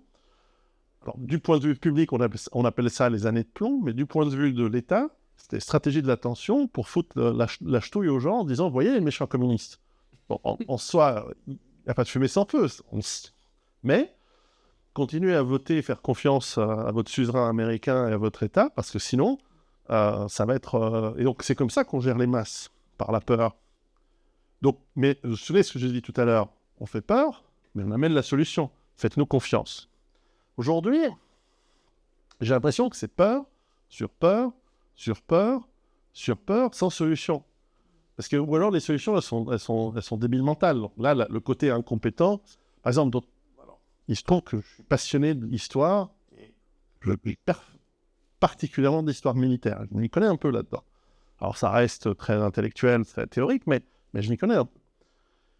Et quand les gens te disent on va envoyer... alors je crois qu'ils ont envoyé 88 léopards en Ukraine. Alors déjà, je me dis, il y a un type là-dedans qui troll, c'est pas possible.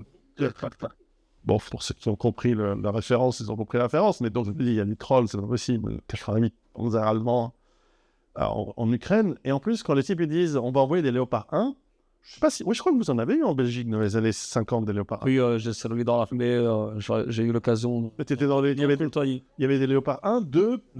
Léopard 1. Ouais. Bon, léopard 1, c'est un excellent char en 1950, un excellent char encore en 1960, mais en 2010, qu'un canon de 105 000... Enfin bref, celui qui connaît un peu le détail de la technique du machin, il se dit, mais ils vont faire quoi avec ce truc? Alors, en soutien d'infanterie, pour en faire une sorte de Sturmgeschütz, voilà, comme les Russes, d'ailleurs, ils ont ressorti des T-55, pas parce qu'ils n'ont pas des chars modernes, mais c'est qu'ils se sont dit, pour ce genre de boulot, on peut ramasser des vieux malfaits qui servent à rien, qui sont dans des entrepôts, et on n'utilise pas les nouveaux trucs. Mais ça, le politicien, quand il dit on va envoyer des trucs, c'est purement du show, de la propagande, mais il ne se rend pas compte que ça va servir à rien. C'est comme aujourd'hui, ils disent on va envoyer des F-16, mais ils ne se rendent pas compte de la connerie qu'ils sont en train de faire. Pour plein de raisons. Je peux les expliquer, mais c'est... Donc, ils vous disent, oui, la guerre, Poutine, attention, la Russie veut envahir l'Europe. Mais qu'est-ce qu'ils vont envahir l'Europe? D'abord, ils ont un grand territoire avec pas beaucoup de population. Ils ont déjà assez de musulmans chez eux, ils n'ont pas besoin d'en prendre chez vous. Non, je plaisante, ils savent gérer, contrairement à nous. Ils sont très bien. Et en fait, c'est absurde comme peur. Mais on ne nous dit pas, on va vous protéger. On nous dit, continuez à avoir peur. Et puis on va... Et surenchère, et crimes de guerre, et machin. Et en fait, alors, la question qu'on posait, c'est est-ce que les gens se font avoir ou pas? Alors, en partie, oui, et en grande partie encore. Mais de moins en moins. Je pense qu'il y a une baisse. Il y a une baisse de la crédulité parce que c'est un point que j'explique dans le bouquin, c'est que la peur répétée, elle a ce problème dommageable qui est l'anxiété, le stress permanent qui nous fait du mal, mais elle amène aussi une réaction à terme. Parce j'explique, je prends l'exemple de plusieurs expériences faites sur des rats en laboratoire. Alors, on n'est pas des rats, mais lorsque les humains sont soumis à la terreur, il arrive un moment où ils se révoltent. Alors, contre qui et quoi ils se révoltent? Donc, probablement que... Alors, dans les années 2000, moi, je craignais... C'est ça que j'avais dit ce matin, je ne l'ai pas dit aujourd'hui, mais dans la conférence de ce matin, j'expliquais, voilà, il y a eu un gros risque de guerre, ou peut-être c'était hier dans une interview, je ne sais plus. J'en fais tellement en ce moment. Il y avait un risque de guerre civile dans les années 2000-2010. Mais je pense que ce risque, il baisse fortement parce que si on nous dit aujourd'hui, attention, nous avons une partie de la population qui est djihadiste, ils veulent prendre le pouvoir, il faut se battre contre eux, etc. Si on essaie de nous faire peur là-dessus, d'abord, c'est parce qu'ils ont dit depuis longtemps. Ensuite, c'est pas vraiment une réalité. Et 3, les gens ils disent oui, mais c'est pas les djihadistes qui nous ont mis le Covid, c'est pas eux qui nous ont piqué avec le truc, c'est pas eux qui ont créé la chute de la bourse, c'est pas eux qui créent l'inflation, c'est pas eux qui sont au pouvoir. Donc votre histoire d'attentat terroriste, je veux dire, ça a tenu un moment après le 11 septembre, puis après le Bataclan, etc. Mais aujourd'hui, c'est pas vrai.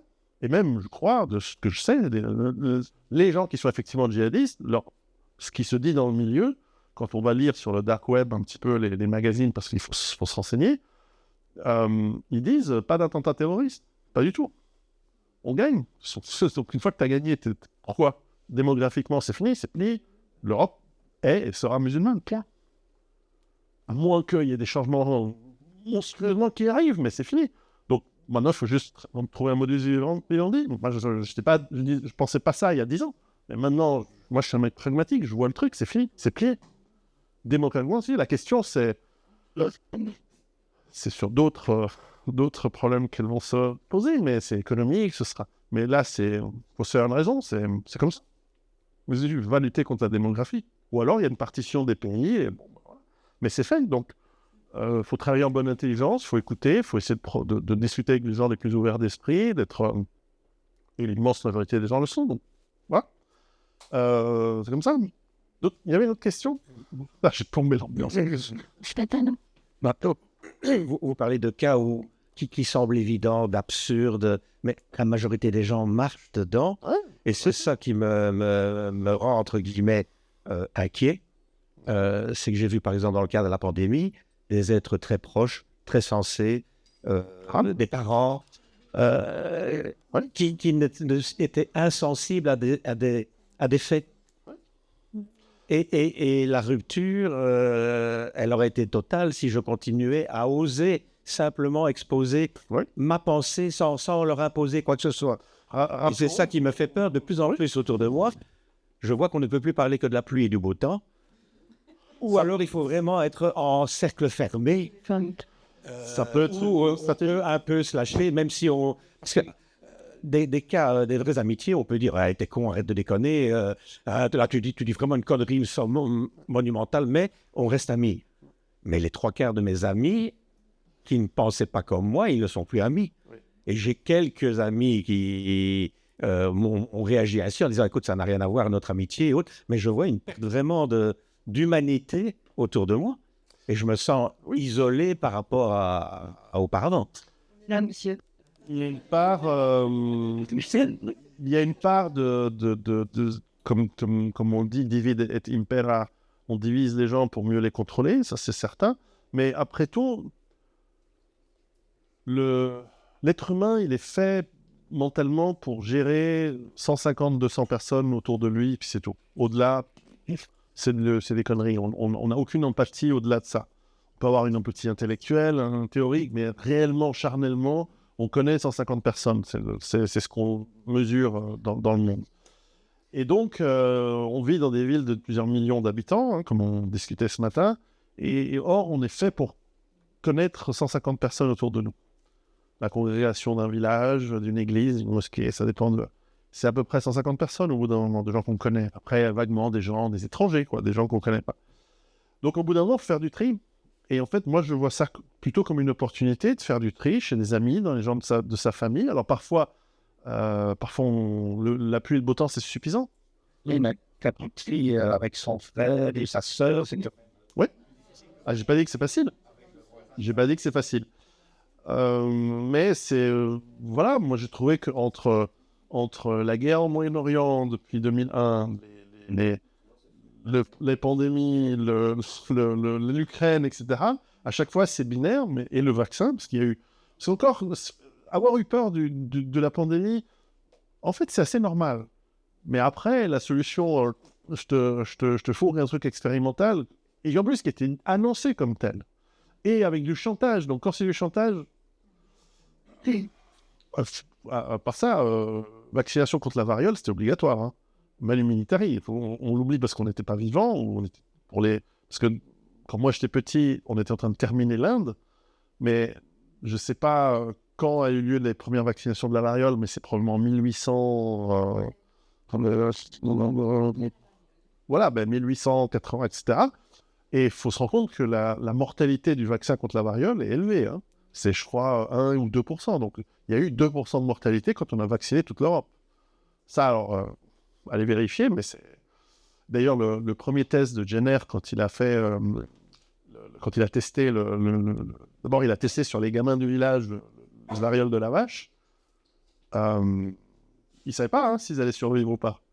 Il a dit, bon, venez là, les gamins, donc c'est en 1840, c'est ça, sauf erreur, vérifiez la date, mais c'est milieu du 19e siècle, le mec, il a, contre toute déontologie médicale, il a testé les gamins sans leur expliquer, sans expliquer aux parents, donc il a inoculé une maladie potentiellement dangereuse pour voir ce que ça donne, puis il s'est rendu compte qu'il tombait malade, mais il ne mourait pas. Puis après, il a développé son vaccin, mais il y a quand même 1% de mortalité, 1 ou 1,5% de mortalité à l'époque. Alors ça s'est sans doute affiné, etc., parce qu'il faut comprendre le dosage. Moi, par exemple, sur l'histoire du truc ARN, quand ils m'ont expliqué que, en plus, c'est la même dose, parce que je demandais tout de suite, je dis, mais ça marche comment, votre histoire de truc ARN? Ah oui, on injecte un machin qui programme votre cellule à produire la protéine en question, ce qu'ils appellent la spike, machin, pour créer... Et puis je dis, oui, donc, mais ça va en produire combien? Ah, un certain nombre de milliards, etc. Ok, bon. Et c'est comment le dosage pour les enfants? C'est tout pareil. Je dis, mais attends, ma copine elle fait 50 kilos, moi je fais 120 kilos. Tu vas nous doser pareil? Parce que non, ça n'existe pas un truc comme ça. Donc tu doses comment? Ah, le médecin il me dit, oui, mais ça marche. Non, t'en sais rien, t'es le médecin, mais tu sais pas. Donc arrête de nous raconter des conneries. Il n'y a pas de honte à dire je ne sais pas. Et j'ai eu des clients qui viennent me voir parce que je fais de temps en temps des conseils comme ça sur comment on se prépare et tout. Et ils disent, voilà, on est pédiatre, on est obligé de dire aux gens de se vacciner leurs enfants.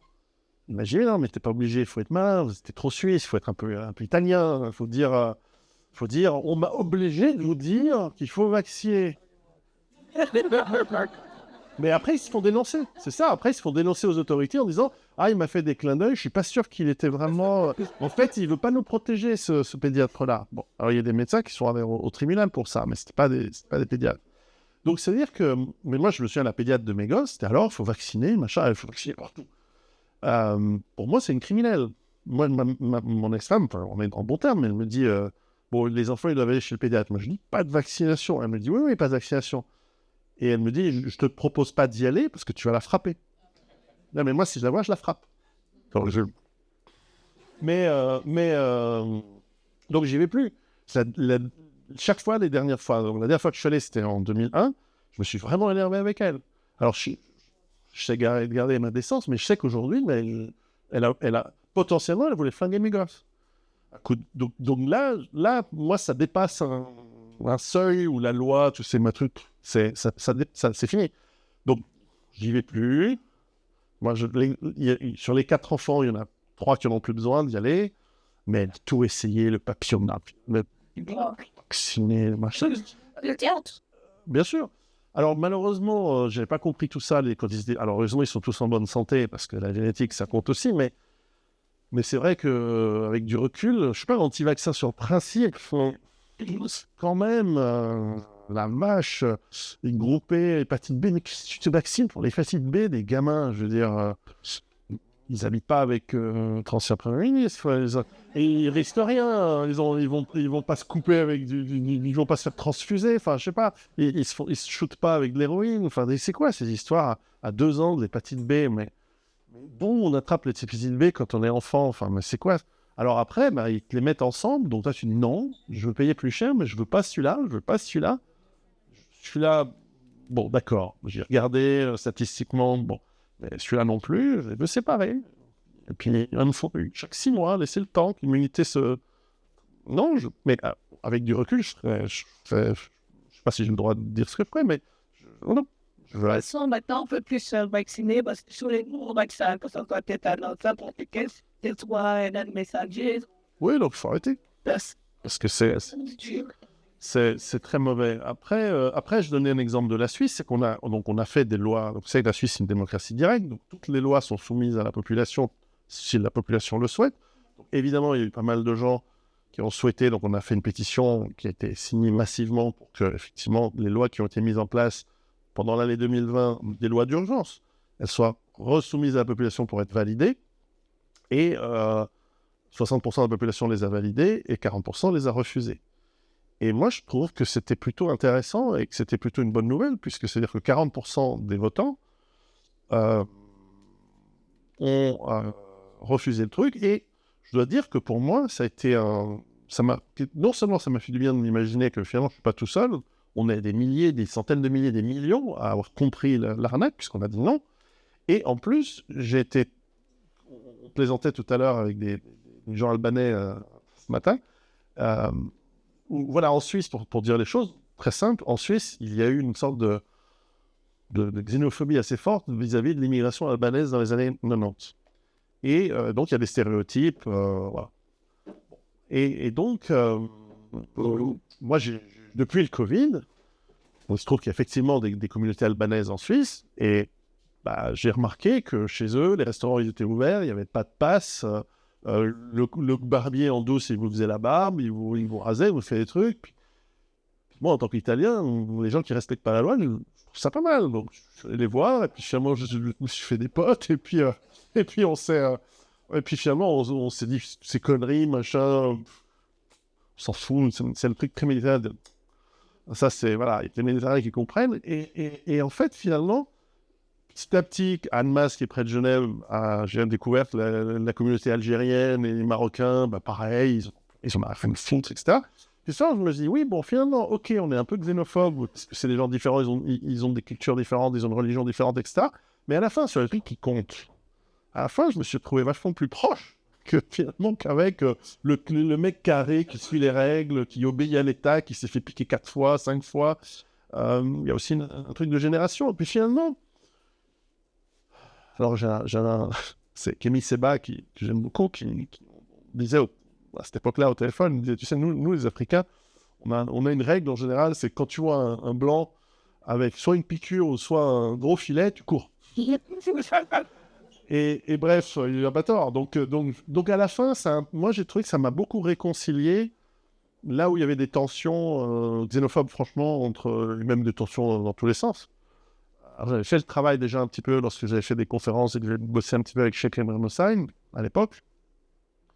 Mais finalement, je me suis rendu compte que cette césure, elle m'a séparé de pas mal de gens que je connaissais, mais elle m'a aussi rapproché de nouvelles personnes. Et donc, à la fin, en fait, c'est quoi une nation? C'est des gens qui partagent les mêmes croyances. C'est pas la couleur de la peau, c'est pas la couleur des yeux. Enfin, Oui, ça, c'est des marqueurs. Mais en réalité, la nation, le peuple, c'est des gens qui partagent les mêmes croyances. Regardez, par exemple, je vais aller sur ce sujet ou pas? Ah, ok. Regardez, par exemple, en ce moment en Israël. Pendant longtemps, ce qui unissait ce pays, moi, j'ai beaucoup d'admiration pour le processus historique et la volonté de ce peuple de fabriquer une nation, certes, sur la terre d'autres personnes, mais bon. Pas que, mais bref, c'est complexe, mais quand on regarde l'histoire, il y a à la fois de l'achat, ils ont acheté des terres, puis à la fois, c'est je te flingue et je te prends ta terre. Donc, bon, les deux camps, il ferait mieux de discuter plutôt que de se frapper dessus, parce que les deux ont raison, en fait, sur certains points, et ils ont tort sur d'autres.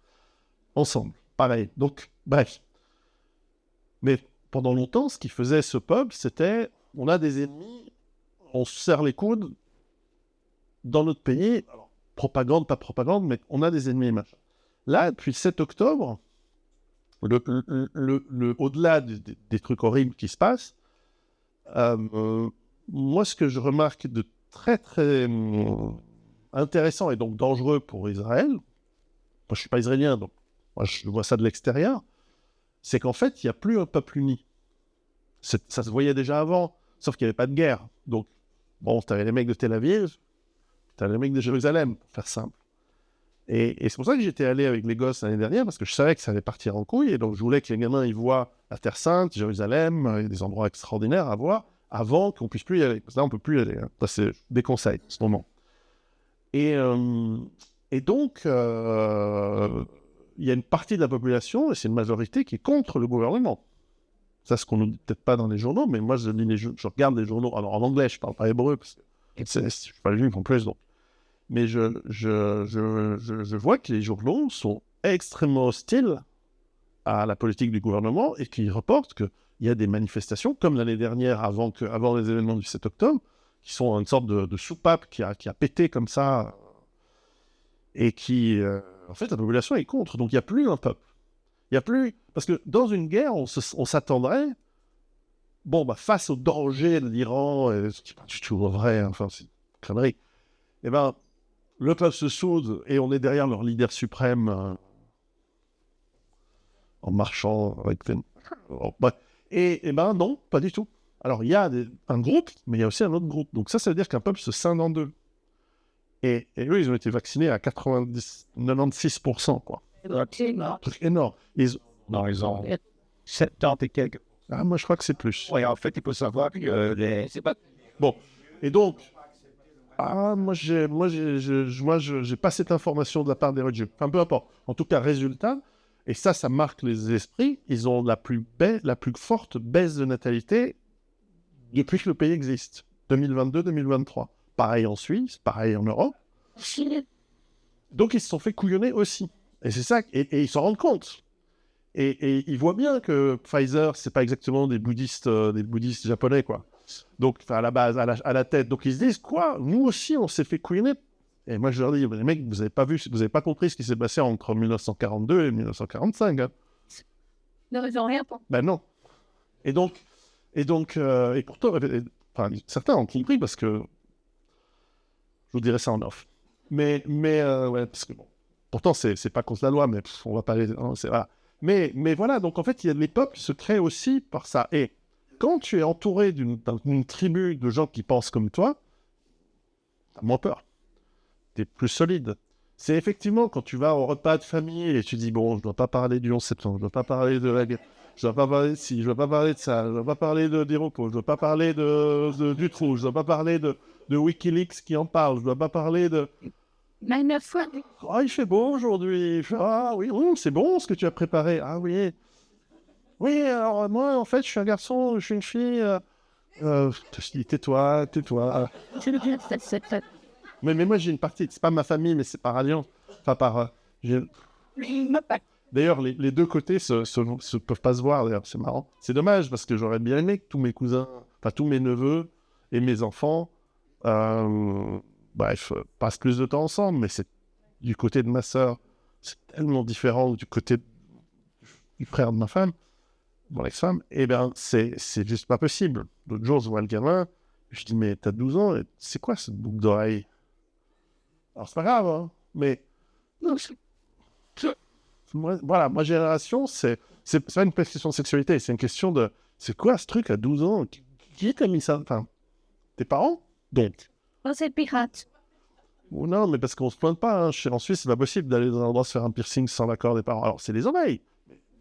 Les filles, quand elles ont voulu faire un truc dans les oreilles, et je les ai engueulées sur certains trucs d'ailleurs, parce que, ça va, mais c'est quoi le deuxième trou de...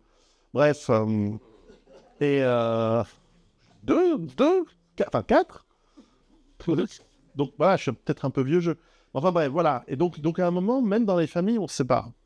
Même dans un couple, on se sépare. Donc pour des fois, alors des fois ça se passe bien, mais des fois il y a des trucs inacceptables. Et moi j'ai des lignes rouges.